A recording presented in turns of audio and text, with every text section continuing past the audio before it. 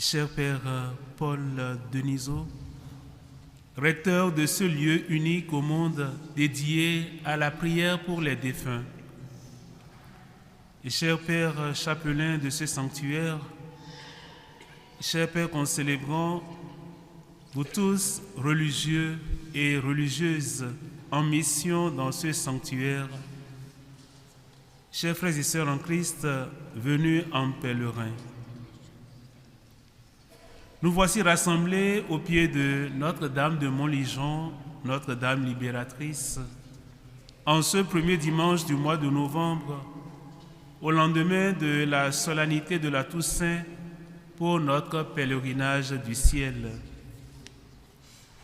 Je voudrais au prime abord exprimer ma gratitude à Don Paul Denisot pour son invitation et pour les 2 visites qu'il a effectuées dans mon diocèse à Porto-Novo au Bénin. Pour ma part, c'est la première fois que je foule officiellement le sol de ce haut lieu de spiritualité.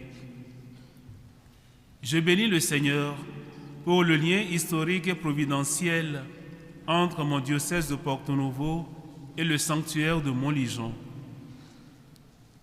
En effet, le diocèse de Porto-Novo est comme le berceau en Afrique de la spiritualité des âmes du purgatoire liées à ce sanctuaire. Après la création du sanctuaire, les premières associations Notre-Dame de Montligeon ont vu le jour en 1923 à la cathédrale Notre-Dame de l'Immaculée Conception de Porto-Novo. Ces fraternités recevaient en ce temps-là déjà les courriers du sanctuaire qu'elles lisaient et méditaient. Je voudrais alors saluer et vénérer la mémoire de Monseigneur Paul-Joseph Buguet, fondateur de cette belle œuvre ecclésiale.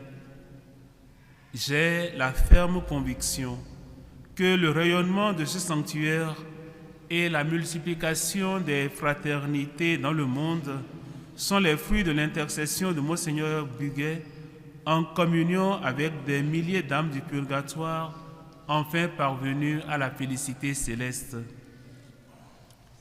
Nous vivons ce 31e dimanche du temps ordinaire de l'année B, comblé du souvenir des célébrations de tous les saints et en mémoire de tous nos frères et sœurs défunts.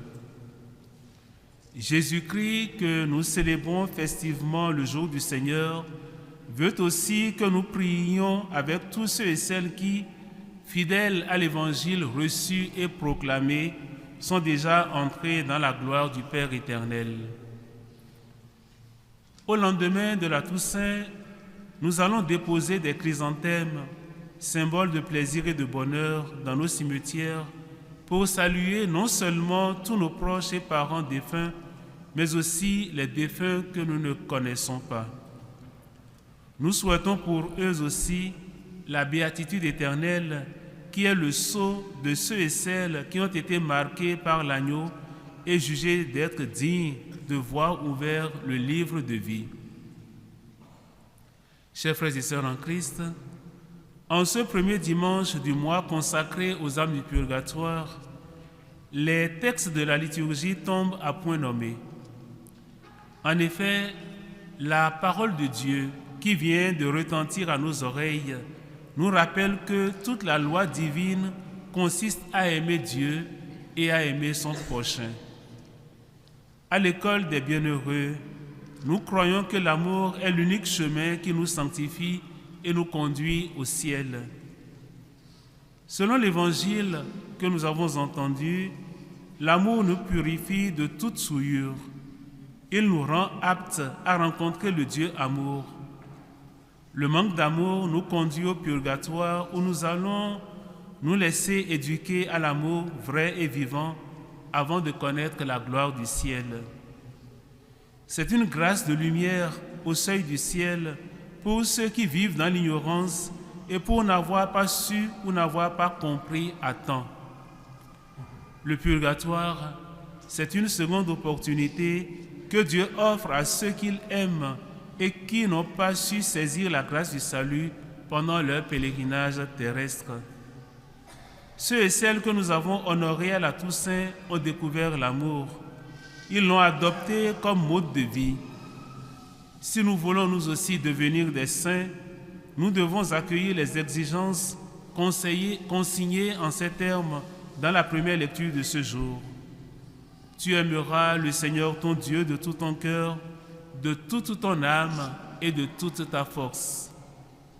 Et dans l'Évangile, au scribe qu'il aborde pour connaître le premier des commandements, Jésus donne cette réponse. Écoute, Israël, le Seigneur notre Dieu est l'unique Seigneur. Tu aimeras le Seigneur ton Dieu de tout ton cœur, de toute ton âme, de tout ton esprit et de toute ta force. Et Jésus ajoute, voici le second, tu aimeras ton prochain comme toi-même. De cette réponse de Jésus, je voudrais attirer notre attention sur deux expressions. D'une part, écoute, et d'autre part, comme toi-même. Au premier point de notre méditation, nous notons qu'écouter, c'est une attitude qui consiste à accueillir l'autre dans son cœur à soi. C'est aussi apprendre à se taire pour laisser Dieu parler à notre cœur. Dans le premier livre des rois, Salomon ne dit-il pas « Donne-moi, Seigneur, un cœur qui écoute ». Il faut faire un bon accueil à Dieu qui nous parle. L'écoute est un critère distinctif de l'amour. Il faut que la parole écoutée nous transforme entièrement. La racine hébraïque du verbe écouter souligne essentiellement une dimension d'obéissance. Un proverbe le dit si bien, Dieu nous a donné deux oreilles et une seule bouche pour nous apprendre qu'il vaut mieux écouter que parler. Le contraire de l'écoute, c'est l'indifférence et la désobéissance. L'écoute n'est pas passive, elle est plutôt active, en ce sens qu'elle sollicite la collaboration et la disponibilité de celui qui écoute. Il faut que la parole que nous écoutons et méditons transforme notre vie et nos actes en changeant notre manière de penser et de vivre. Notre Mère du Ciel, la bienheureuse Notre-Dame de Montligeon, est bien ce modèle du cœur qui écoute en se rendant en permanence disponible à l'amour. À l'Annonciation, Marie est toute disposée à écouter afin qu'en toute sa dimension de fille puis de mère, la parole de Dieu prenne toute sa place. Lorsque Marie ne comprend pas les événements multiples qui marquent le quotidien de la Sainte Famille, elle prend le temps de les conserver et de les méditer dans son cœur. Quand une femme émerveillée par les paroles de Jésus émet une prière de bénédiction en disant « Heureuse la femme qui t'a portée dans ton sein », Jésus la reprend aussitôt. Heureux plutôt ceux qui entendent la parole de Dieu et qui la gardent. Le couple de mots « entendre et garder » signifie écouter à condition qu'on entende bien. Écouter, c'est se mettre en route en vue du bien dans la pratique la plus élevée de la charité. Tu aimeras le Seigneur ton Dieu de tout ton cœur, de toute ta force, de toute ton âme, de tout ton esprit. Ce commandement témoigne que la foi chrétienne n'est ni un courant de pensée, ni une philosophie. Il est plutôt une rencontre amoureuse avec une personne, le Christ lui-même. C'est lui qui sanctifie, c'est lui qui délivre les âmes les plus délaissées du purgatoire. Si nous n'avons qu'une rencontre trop intellectuelle avec le Seigneur, il nous exhorte aujourd'hui à apprendre à parler à Dieu comme on parle avec un ami ou comme on parle d'homme à homme. C'est pourquoi Jésus s'est incarné. Il est devenu pleinement homme pour que nous puissions apprendre à aimer Dieu. De ce fait, il nous introduit dans cette communion avec Dieu et dans l'amour du prochain. Ainsi, le deuxième point de notre méditation nous conduit à la parole de Jésus, tu aimeras ton prochain comme toi-même. Jésus nous parle de l'amour du prochain. Aimer, c'est vouloir et réaliser le bien pour le prochain. Le contraire de l'amour, c'est la paresse et non pas d'abord la haine. Aimer nous rend disponibles, actifs. Aimer, c'est donner de soi-même pour soulager et rendre le prochain heureux. Ainsi, la disponibilité à l'autre, en l'occurrence les âmes délaissées du purgatoire, se construit chaque jour. Ces âmes, ce sont nos prochains dans l'invisible. Aimer son prochain comme soi-même, c'est apprendre à l'aimer tel qu'il est. Autrement dit, c'est faire à autrui ce que nous aimerions qu'il fasse pour nous.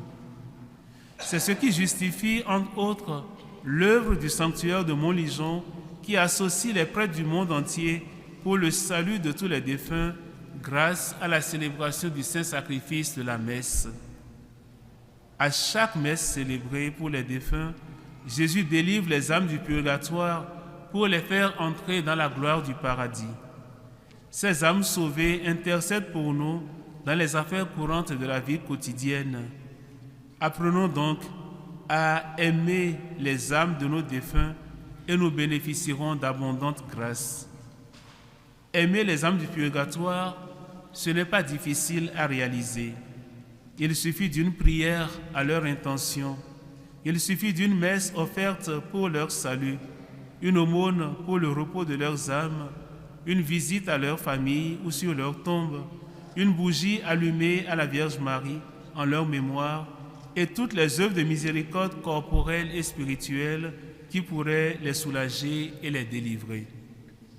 Dans ce sanctuaire, nous perpétuons au quotidien la Toussaint et la commémoration de tous les fidèles défunts en priant pour eux. Nous demandons à la bienheureuse Vierge Marie, Notre-Dame libératrice, de porter avec bienveillance nos prières et nos supplications à Jésus son Fils, afin que tous nos frères et sœurs défunts puissent avoir la grâce de laver et de purifier leurs vêtements, corps et âme dans le sang de l'agneau. C'est ici le moment de fixer notre regard sur Marie, Notre-Dame de Montligeon, Notre-Dame libératrice, afin d'obtenir pour chacun de nous qui sommes venus en pèlerinage et pour tous ceux qui participent à cette messe à travers les différents canaux de communication, la grâce de chanter un jour le Magnificat avec tous les bienheureux. Alors, en ce jour béni de notre pèlerinage du ciel, je fais monter avec vous l'offrande de ce saint sacrifice de la messe, non seulement pour les défunts de nos familles respectives, mais aussi pour chacun de vous. Que, dans le mystère de l'Eucharistie que nous célébrons, nous nous laissions transformer par la présence de Jésus qui veut nous rejoindre et qui veut rejoindre chacun de nous, tout en nous promettant la vie éternelle. Pour y parvenir, il convient d'invoquer justement la Vierge Marie pour cette heure décisive de notre passage. Oui, en récitant l'Ave Maria, nous disons justement « Prie pour nous maintenant et à l'heure de notre mort ». Si nous apprenons chaque jour à mourir comme Marie l'a appris de son Fils Jésus, alors nous n'aurons plus aucune inquiétude sur ce qui adviendra de notre intégrité humaine et spirituelle après notre mort. C'est pourquoi je vous invite à invoquer avec moi Marie, Notre-Dame libératrice, à travers cette prière que vous connaissez et qui lui est consacrée. Notre-Dame libératrice, prends en pitié tous nos frères et sœurs, spécialement ceux qui ont le plus besoin de la miséricorde du Seigneur. Intercède pour tous ceux qui nous ont quittés, afin que s'achève en eux l'œuvre de l'amour qui purifie. Que notre prière, unie à celle de toute l'Église, leur obtienne la joie qui surpasse tout désir et apporte ici-bas consolation et réconfort à nos frères éprouvés ou désemparés. Mère de l'Église, aide-nous, pèlerins de la terre, à mieux vivre chaque jour notre passage vers la résurrection. Guéris-nous de toute blessure du cœur et de l'âme.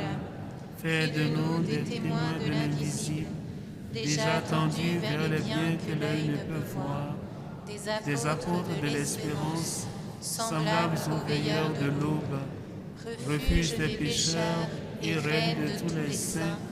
Rassemble-nous tous un jour pour la Pâque éternelle dans la maison du Père, avec Jésus le Fils, dans l'Esprit Saint, pour les siècles des siècles.